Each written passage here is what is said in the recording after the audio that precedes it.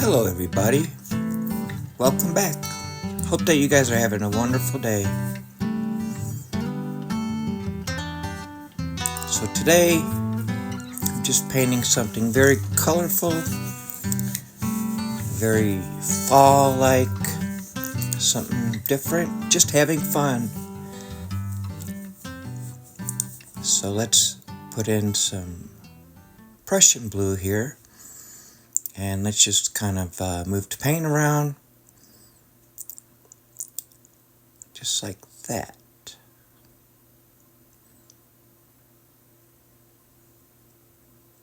I was thinking about using a cerulean blue, or maybe a cobalt blue, or maybe a mixture, but I decided to go ahead with a little bit of a darker blue here. Because it is fall and the weather's a little bit more chillier, just to kind of give, a little bit of atmosphere. However, the sky isn't going to be the primary focus here.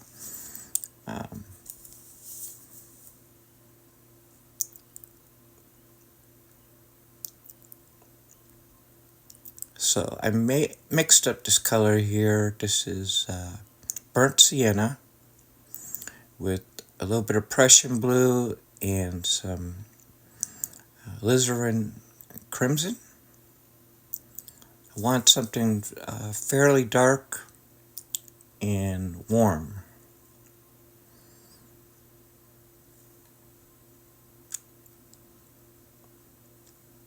Just kind of going across here. Really, there's no reason to be fussy about any of this. Any kind of mountain will do, right? So I'm going to take the fan brush and I'm just going to come over and put a little bit of white on there. It's watercolor white, so it is transparent. I was taking my time with this painting, just having fun, and I recorded it, so I thought, well, what the heck, let's release it. I don't usually paint mountains. Sometimes on my sketchbook I do, but I just wanted to throw something else in there.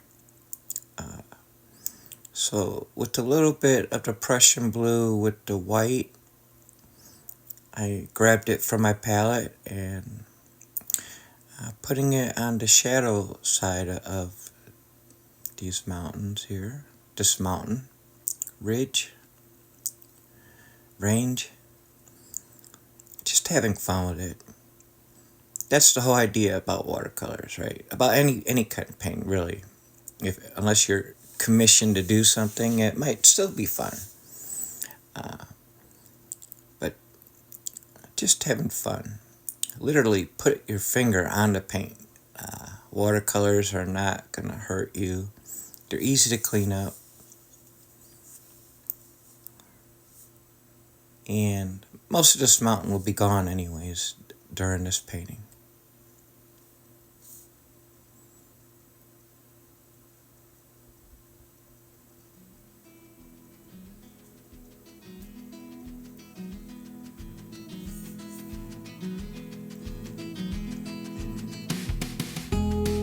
While I was painting this, it's been raining for almost a week over here, so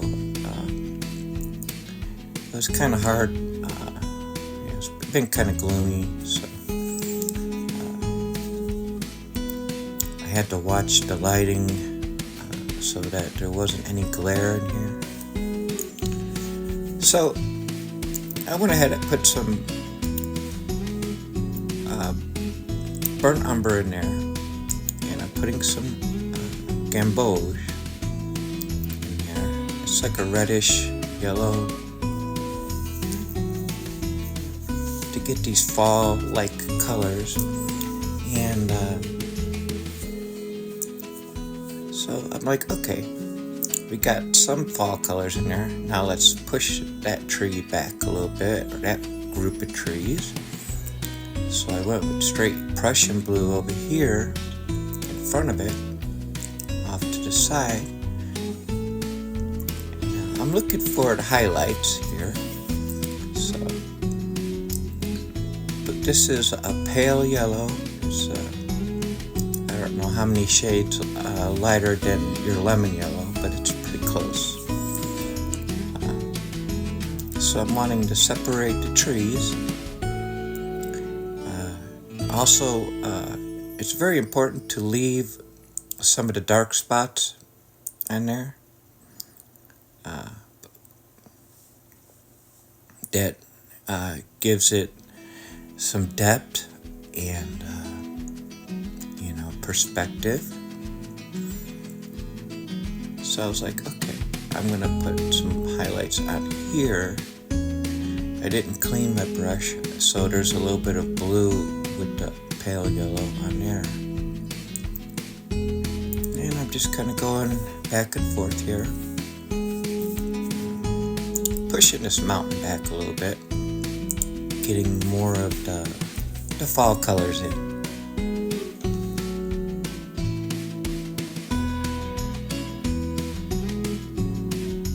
And here I'm using straight sap green.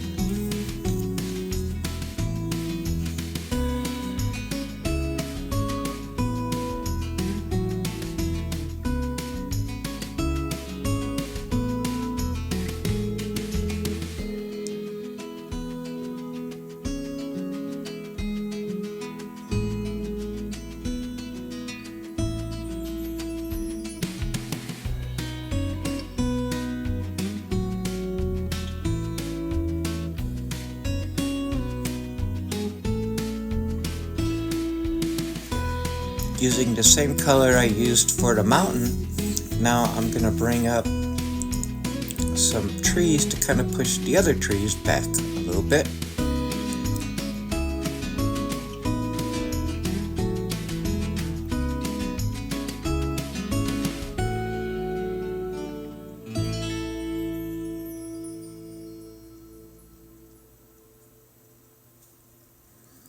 Sometimes when you're painting and you're painting over some nice looking trees, you're like, oh no, don't do that, don't.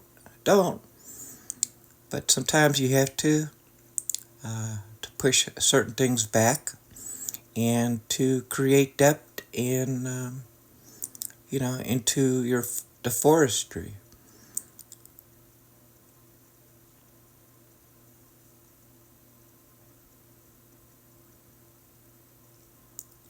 Puts a little bit darker colors here and there.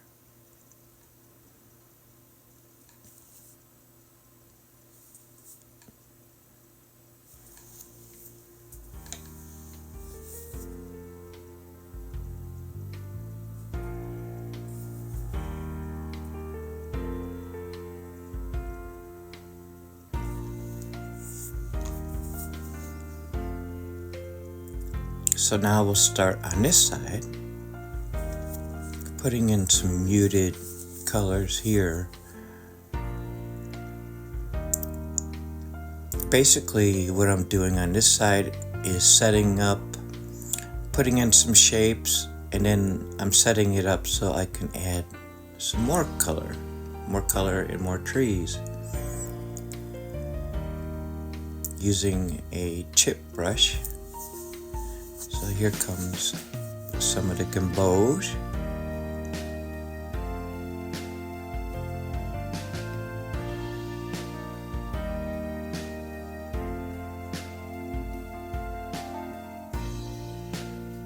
I kind of wanted these trees to be very independent, sticking out, these groups of trees. That's why the gamboge, I kind of left it alone. Still trying to leave in some of the darker areas too.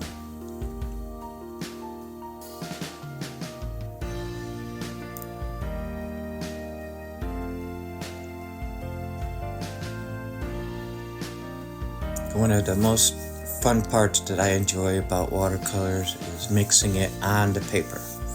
adding these highlights in. I mean, it's just, the effect is so beautiful and instant.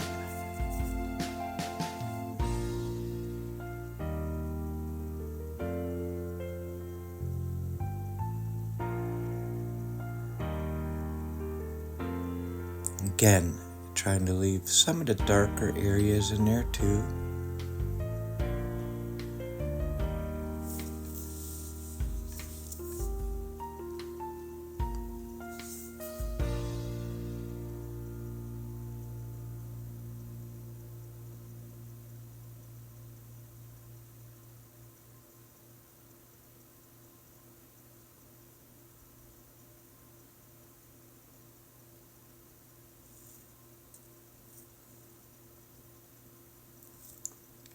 Okay, so taking some Prussian blue, which is the only blue I used in this painting. I'm going to take it on the bottom here, and then I'm going to wet the paintbrush a little bit using, so in this painting I'm using the Ron Ranson medium height brush. I'm using a chip brush, I'm using a fan brush, and let's do the waterfall. And come this way to the left.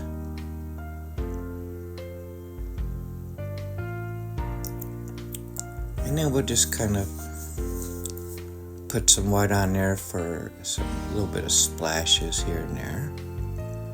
So we come to the left. Now this really changes the scene.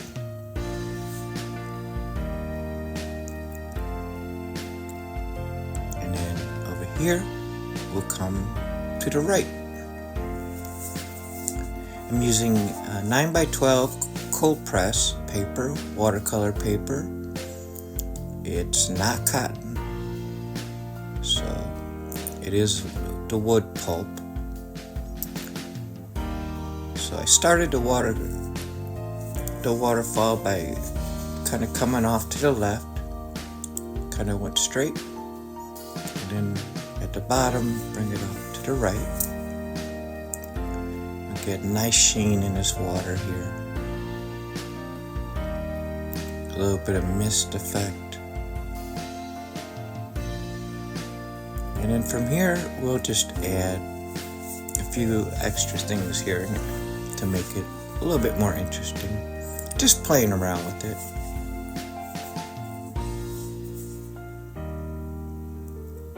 it. So I'm using here the same color I used for the mountain and those trees, which is the burnt umber, Prussian blue, and the alizarin crimson mix. The darker color.